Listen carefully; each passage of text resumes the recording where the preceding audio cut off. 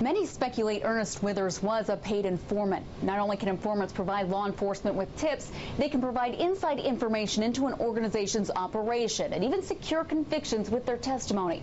The DEA says it can't effectively enforce the laws without them. There's a saying, snitches wind up in ditches. Well, we found out snitches can get riches.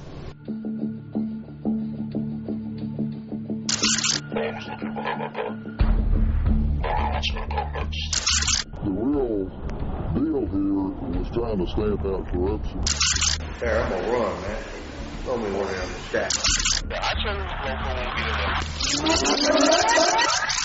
Snitch, narc, rat, squealer.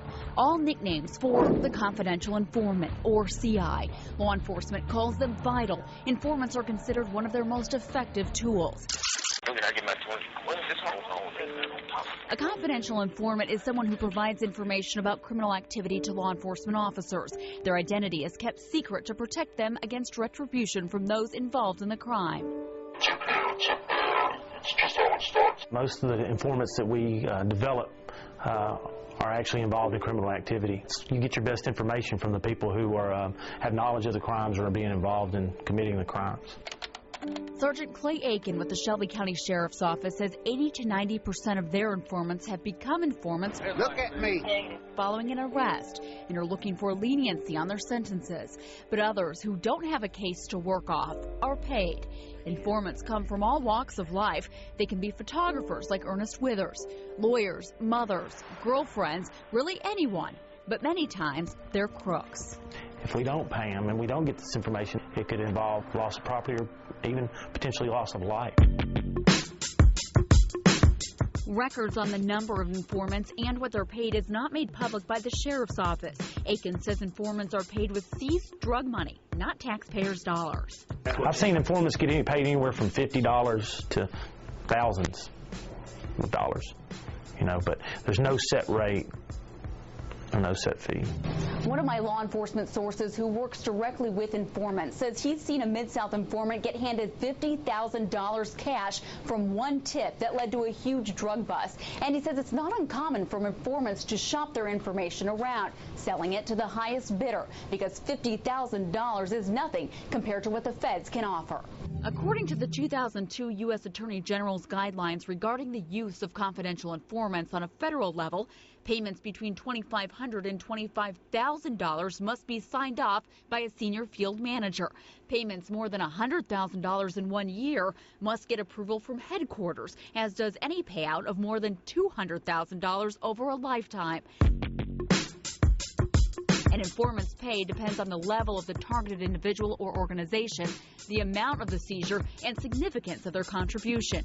And while agents are required to inform the CI that it is taxable income that must be reported, some doubt that it is. My experience with informants who want to make a living at it is that they can make a pretty damn good living. Defense attorney Leslie Ballin has seen both sides of informants. He's represented those who decide to become confidential informants and has worked against informants testifying against his clients. Once you draw that line and become an informant, then you're supposed to live a law-abiding life. The truth of the matter is that that really isn't the case, and I believe that law enforcement at times turns a blind eye to what their informants are doing in the street.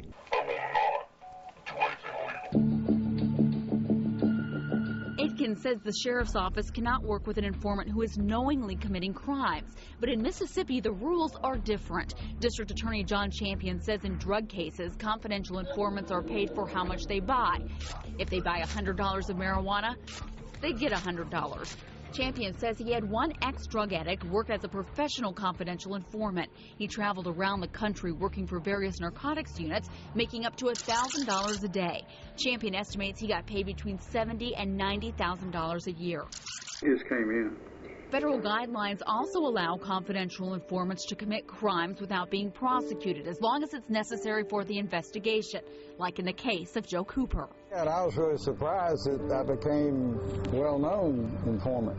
In 2006, Cooper was approached by the FBI, who informed him he was facing federal money laundering charges. Cooper agreed to plead guilty, and he became an informant. It's kind of like on TV. They take you to a room, and in my case, it was a nice hotel room, and they basically scare the heck out of you, and you have about 10 minutes to decide, well, do you want to bring in other people that are involved in stuff that you know about, or do you want to spend 20 years in prison? Well, I'm 65, so it took me about a half an hour to figure it out, and probably some of the people involved who were kind of mad at me for doing this, it probably wouldn't have taken them that long, really. And you talk to what? Other than that, I can handle it. As an informant, Cooper videotaped himself making payments to city councilmen to allegedly secure votes on a zoning project. Cooper's role as an informant became public only because he was a witness in the case. Once the video surfaced, one councilman pled guilty. The other was acquitted. Cooper says he wasn't paid for his information, but was paid to relocate for 3 to 4 months. My incentive was that I hoped that somebody would, have a little mercy on me, because I risked my life to do this because I didn't know what was going to happen once it all came down. Cooper, who was facing 20 years in prison, served just 6 months. But others have risked their lives and lost them, like 23-year-old Rachel Hoffman. In 2008, she was caught by Tallahassee, Florida police with a baggie of marijuana. Police gave her an option. She could go to jail or become an informant. She agreed to become an informant. 3 weeks later, she was murdered during a botched sting operation. However, there are inherent problems with the confidential informant system. In 2005, an audit shows the DEA lacked an effective and accurate payment system for informants. In some cases, informants have skimmed drugs off agents before tipping them off to drug hauls and stole money meant to be used for operations. Ballin is working on a case right now where an informant is accused of setting up someone else. It happens that individuals who become snitches sometimes try too hard.